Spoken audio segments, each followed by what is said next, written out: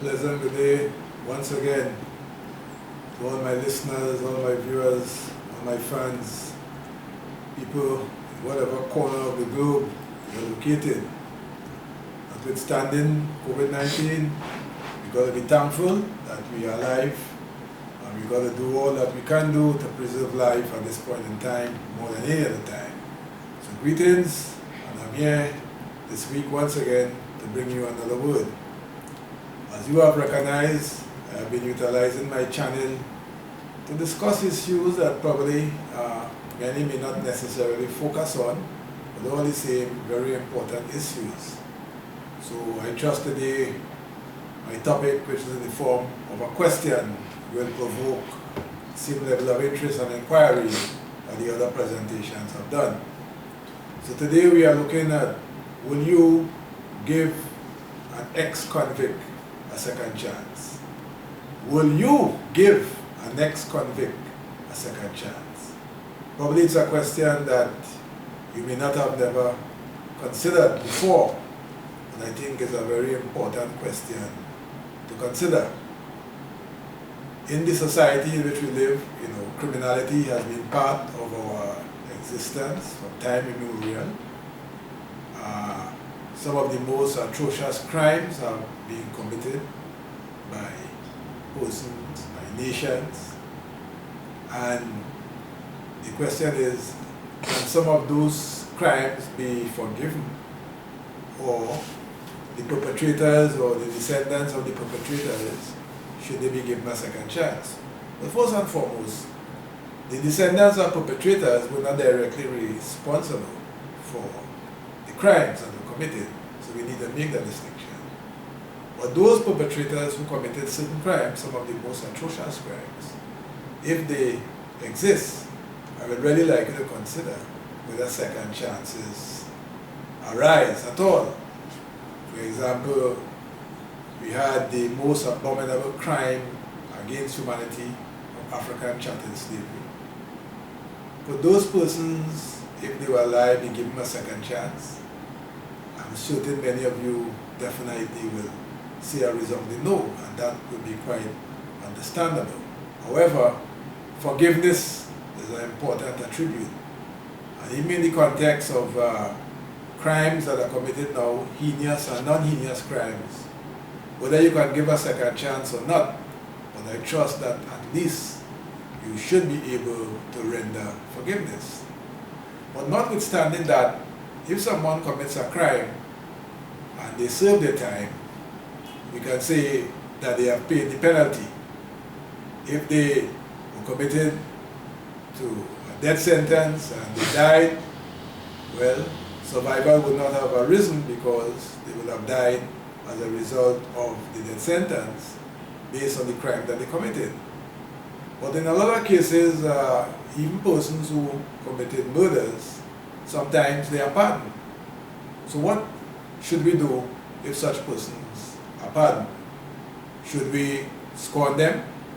Should we disband them? Should we pay no attention whatsoever to them? I think we need to certainly reconsider, because they are still part of society. They still do have constitutional rights, and there are a number of human rights conventions that will give them the same rights as we do.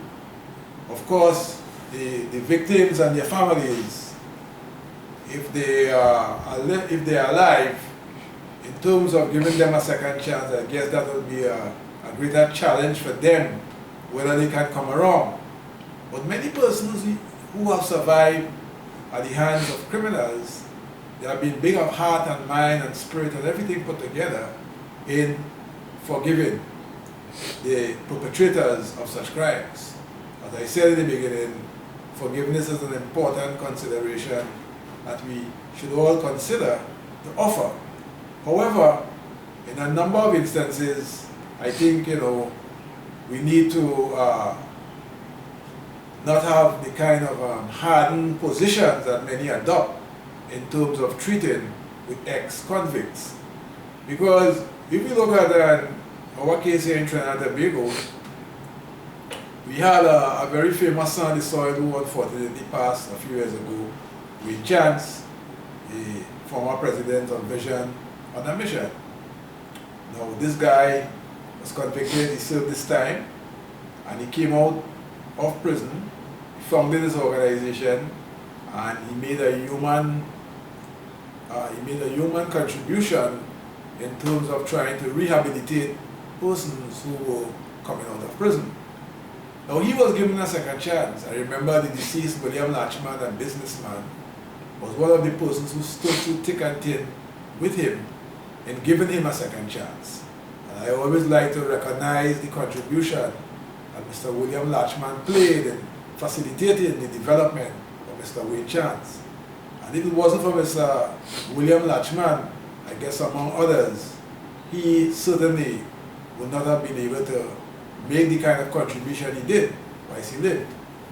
So we can use that as a guidepost in terms of, considering giving ex-convicts a second chance, because if we fail to do that, the people in the field of criminology always report of the high rate of recidivism in terms of criminals who really want to change, but because of hardened positions by many in society, they have been forced. Now, I'm not making a case and saying that because you are not helped, you should revert to crime. But certainly the chances are increased when people do not reach out. So we have many religious people in the world, we have many people of good heart in the world, we have many people who certainly can extend a greater dose of compassion and care and concern for those individuals. As I said a while ago, they are part of society, and if we can rehabilitate, if we can assist them, if we can stand with them, who knows, they might be able to make a contribution such as Mr. Wayne Chance that can really impact the lives of persons in their own country and even the globe. So I think that in some cases, when we look at, like, as I mentioned before, the Mahafa or the crime through chattel slavery, I guess it would be very difficult to talk about, if those persons were alive, giving them a second chance. When we think about the perpetrators of the mass genocide in Rwanda, I think it would be very difficult, given that kind of crime, to talk about a second chance. But I'm reminding you, forgiveness is still possible. But second chances under those circumstances, if you say no, I certainly could understand. But if a person, as I said earlier on in the presentation, even for murder, who has served their time and who has, while in prison, made a certain kind of contribution, developed themselves in a certain way, showed a high level of remorse, and was pardoned by the state, we cannot disband such persons. There are many citizens who are serving time because of the lack of finances to pay for sometimes petty offenses, traffic tickets, a few sticks of marijuana, etc. And as I said, even though the crime might be of a more serious nature, they are part of the society as we are part of the society as they are. So that is a question I want to call on you to examine it, to review it, and to really ask yourself what can be done, because the greater attention you can pay to such a question, I think that in itself will be a positive self in really searching your heart, searching your spirit, searching the innermost parts of your being to really answer that question in an honest way and try to come around to a position where help can be extended to such persons. I think, we must respect, the humanity of those persons. We must respect the talents of such persons. We must respect them in general and avoid stigmatizing them, because stigma is a big problem where, when we put such labels on persons and we are unwilling to remove those labels, we are pinning them in a corner, and I don't think that's a healthy corner in which to pin them. So we can ensure perhaps that we make certain services available to them. We can have psychologists who are assigned to work with them, who can assess them on a continuous basis. Because obviously some persons may want to help, or they may be a little concerned given the background. But there is a saying, everyone deserves a second chance. So notwithstanding the background, you can probably take and put in place whatever checks and balances. But you know, if we provide such support, as I said, psychological support in terms of assessment, in terms of ensuring that they are given the opportunities to develop marketable skills and how they can use those skills, because when they are able to take care of their basic needs, it puts them on a stronger footing. Many persons, when they come out of jail, sometimes there are no families to return to, there is no financial backings, even at a basic level. And this is what Mr. Wayne Chance was doing and providing such vital support. So we need to ensure that we provide such persons with access to, as I said a while ago, marketable skills, employment opportunities, medical care, psychological services, I mentioned that more than once already, opportunities for recreation, and most importantly, we can look at means and ways how we can connect those who committed such crime with the community. So I would like to recommend the following. We can use those persons who served their time, paid the price, who are now out of prison. We can use them to go around to schools and across the globe in letting the young ones know that crime doesn't pay, and all what the experience resembled, which certainly wouldn't be a pretty one, as a means of discouraging any young person who may be considering crime as an option. I think that would be a very powerful thing to do. Already it is being done, but it can be extended, all right? We can also extend such persons where they can speak to the community at large in town meetings across the globe, sharing their experiences, the ups and downs, how they were able to overcome, how they were able to develop themselves. We can have cultural events where those with the talent can perform. They can also probably offer a word as to the distance they travel to the point where now they can perform and how happy they are to connect with people on the outside and share their talent and contribution. So any kind of opportunity for public engagement, I think, would be a step in the right direction.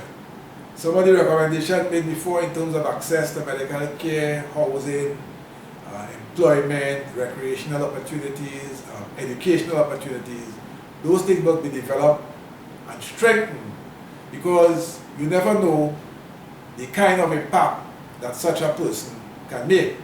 And most importantly, if they feel supported, if they feel loved, if you make them feel that they are part of the society and that they can play a part, but then their contribution, who knows, can be larger than life. You never can tell. I have known of persons who rehabilitated themselves, studied in prison, and became, prominent persons in terms of different professions, IT, engineering, culture, you name it.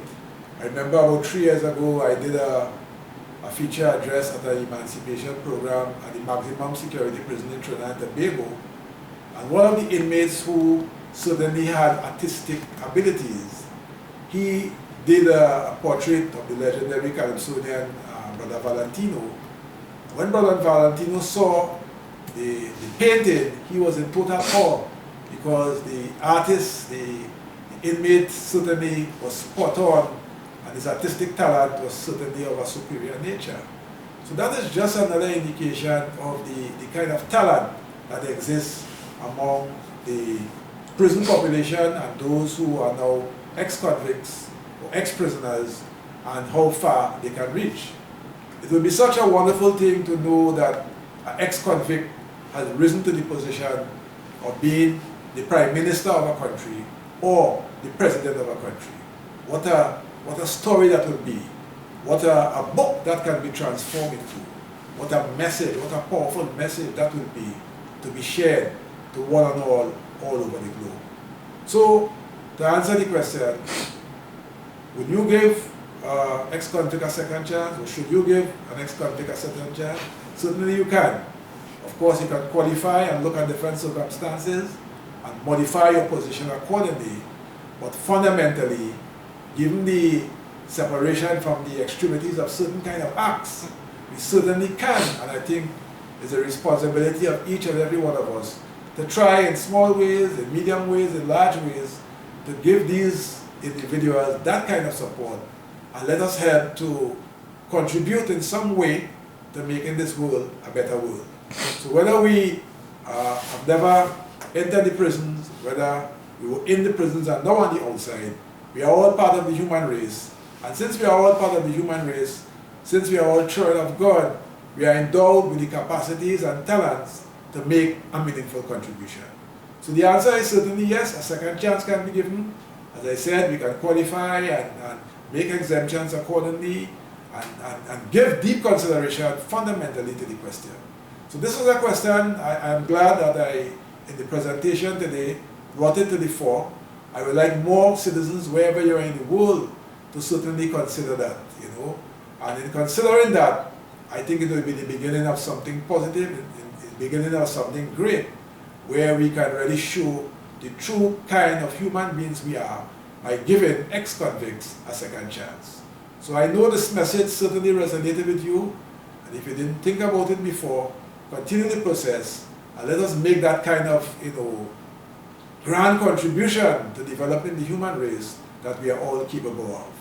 So subscribe to the channel, my normal mantra, like the videos, share the videos, feel free and comment. It's important that you make comments, leave your comments, and tune in every week on a Monday in the afternoon period for a presentation. So until the next time, remember, I can be contacted for one-on-one consultations, different subject areas, emotional intelligence, conflict resolution, leadership skills, entrepreneurial skills, communication skills, you name it. Call me at 1-868-778-5141, 1-868-779-2544, or email me at leadershipwithadifference@gmail.com. So until the next time, between time, tune in, stay tuned to this channel, support it, and let us, you know, spread the word far and wide. So thank you, and we will see next week, please God. So stay tuned and tune in for our next presentation. Bye.